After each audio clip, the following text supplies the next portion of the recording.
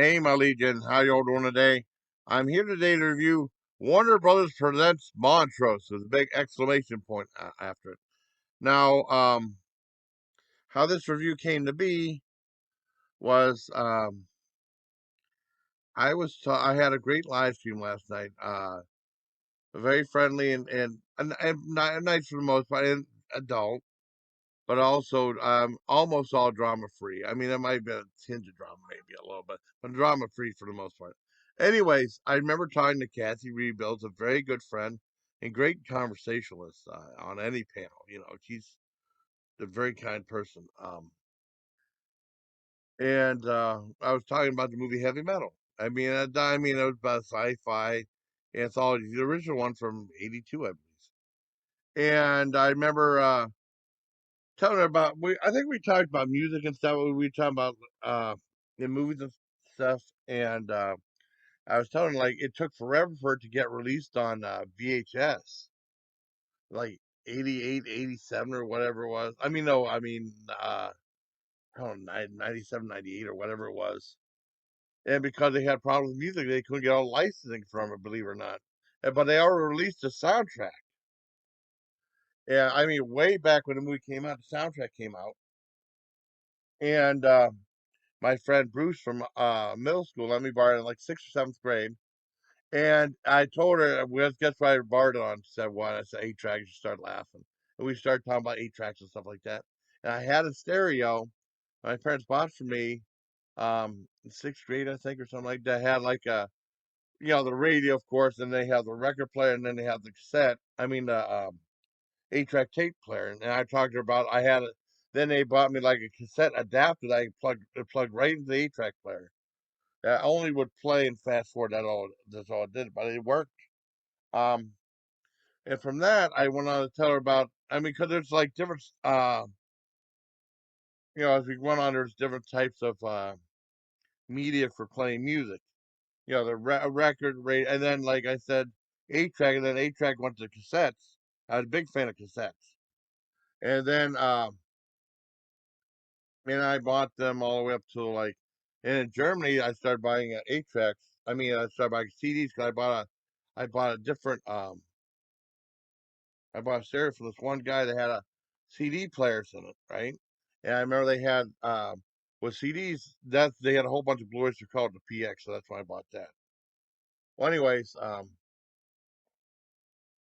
when I went to the army, my the stereo had 8 track tape player. My sister ruined the speakers for it, and like the speakers are like plug-in ones that are exactly for that stereo. So I mean, it didn't have those things where you put like the speaker wires in the back of them.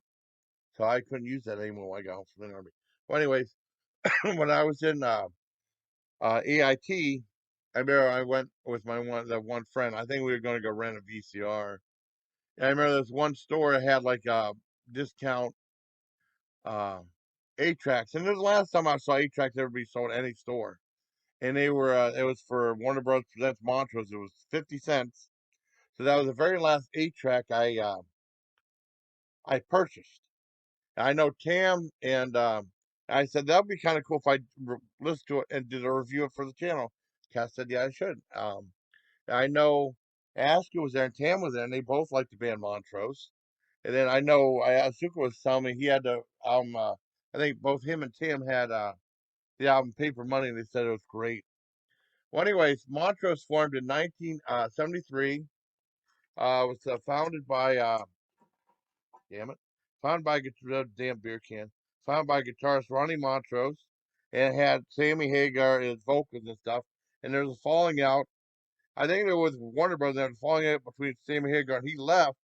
And then I think they got invented with a different singer, Bob James, for this album that came in 1975. The one I bought, Warner Brothers presents Montrose. Cool album cover with the dragon right there holding the lady and stuff. And like I said, I bought it. I was never able to listen to it till way later on YouTube because my sister screwed up the speakers and stuff. And I listened to. I wanted to review it for the channel. Now let me see.